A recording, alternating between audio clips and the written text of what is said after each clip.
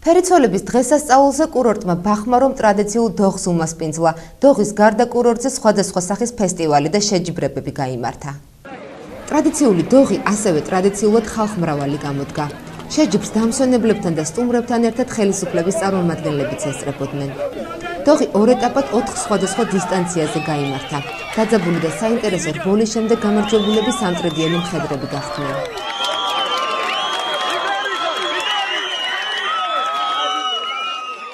პირველ რიგში სრულიად საქართველოს მიულოცავ დღევანდელ ბრწყინვალე დღესასწაულს ამ ულამაზესი კუთხიდან ბახმაროდან დღეს თანამონაწილენი გავხდით სეზონის დახურვის ამ ულამაზესი დოღის ტრადიციული სახალხო ზეიმის და კიდევ ერთხელ სრულიად გურიას და მთელ საქართველოს ულოცავ დღევანდელ დღეს. მე პირველად ვარ, ნამდვილად შტაბის ჭრილები დულომათა მაქვს.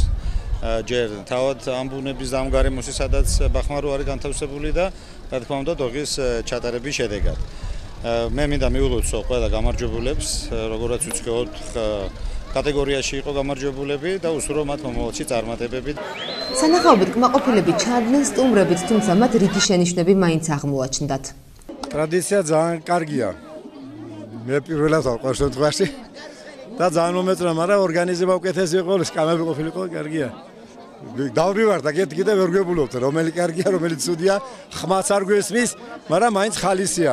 პირველად ვარ მე აქანე, ძალიან მომეწონა ეს ადგილი და ძალიან ბევრი დიდი ხალხმრავლობა არის, კარგი ტრადიცია არის ეს ცხენოსნობა და მე ძალიან მოხარული ვარ, რომ ყველას ვისურვებ, რომ ასეთ ადგილზე ამოვიდეს და დაისვენოს.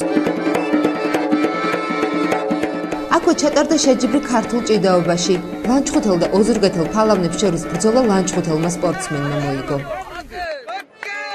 წელს დოღი მურაბისა და მწნილის ფესტივალითაც იყო გამორჩეული, სადაც სტუმრებს სხვადასხვა სახეობის ნუგბარის დაგემოვნების საშუალება ჰქონდათ.